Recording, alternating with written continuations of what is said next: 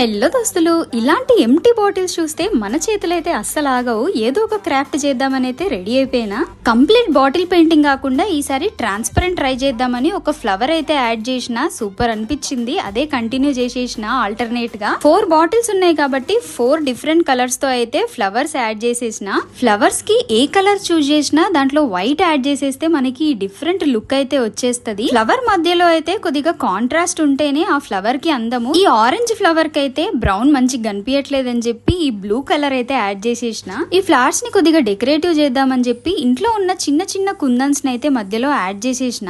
Painting అయితే finish అయిపోయింది. ఇప్పుడు ఒక సుత్తుల తాడు తీసుకొని దాని సన్నని పొరల్లాగా తీసేసి 4 బాటిల్స్ కి అయితే ఇట్లా టై చేసేస్తే మంచి బోహో లుక్ అయితే వచ్చేసింది. నా మెయిన్ ఐడియా అయితే ఫెయిరీ లైట్స్ తో ఈ బాటిల్స్ ని డెకరేట్ చేద్దామని. నాకైతే ఎప్పుడు ఈ ఫెయిరీ లైట్ బాటిల్ డెకరేషన్ చూసినా మినుగురు పురుగులు అయితే గుర్తొస్తాయి. ఈ క్రాఫ్ట్ మీకు ఎట్లా అనిపించిందో కమెంట్ చేసి చెప్పేయండి. బై బై దోస్తులు.